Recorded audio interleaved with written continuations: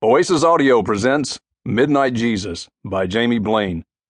Read for you by the author. I wrote this book for the misfits. Disclaimer: Midnight Jesus is a work of creative nonfiction featuring stories from rehab clinics, mental hospitals, church counseling centers, emergency rooms, and correctional facilities. Names, places, faces, and genders have been changed and rearranged in the interest of protecting identities. Any resemblance to persons living or dead is purely coincidental. In some cases, minor story elements have been revised to temper potentially offensive content. Personally, I don't like footnotes crashing the story and distracting me from the moment at hand, so I added a collection of notes in the back of the book which contain key scriptures and points of interest. Author's note: Tiny sparks. Nothing will ever be entirely right. Not in this life. I'm just shooting straight here. For most of the people I work with, for many who might read this, life is haphazard as best, one long zigzag path through the mud. Money problems, health problems, self-esteem problems, self-sabotage problems, religion problems, family problems, the complete inability to take 5 steps in a row without screwing something up. How do I know this? Because I'm some great psychological practitioner of intuition and keen insight? No, because I am a misfit, badly in need of grace and second chances. Because I'm moody and incapable and often unsure of anything good. Because even though straight is the way and narrow the path that leads to life, I stumble into the ditches time and again. I'm always cutting through the mud. There are people of faith who somehow find that place where they're standing on the hilltop, smiling and clean and clothes that match, arms lifted in the sun. I am not one of those Christians.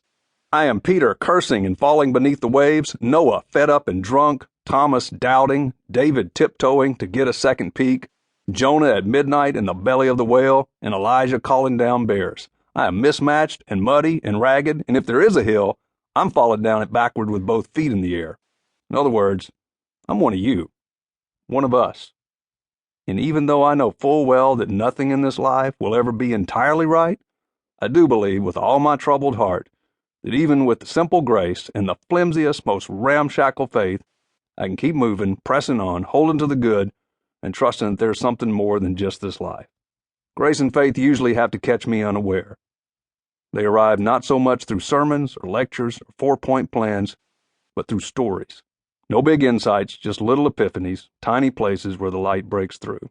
It might be that split second of strange peace in the room of a dying man, one late flash when the attic comes clean, the moment she breathes deep and puts the pistol down, the still small instant when God walks in, when we are all sons and daughters trying to find our way back home.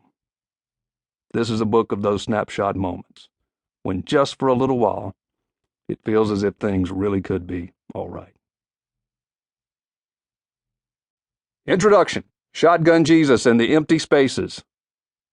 It's 2 minutes to midnight when the crisis line rings. Crisis, I answer, fumbling for the phone. I've got the pills right here in my hand, she says in a shaky voice, and if the pills don't do it, I've got a gun. If I'm too chicken to use the gun, I'll find some other way. I can't go on like this anymore. Is that really what you want? I don't know what I want anymore, she says. I just don't know. It's your choice, I tell her. We can talk about it if you want. There's a long silence before she replies. Yeah, she sighs. I guess that'd be all right. Just tell me where you're at, I say, and I'll be right there. I jot down the directions, grab my coat, and head downstairs. Sorry it's so far, she says, right before I hang up the phone. Were you sleeping when I called? No, ma'am, I reply. This is what I do. I'm up all night.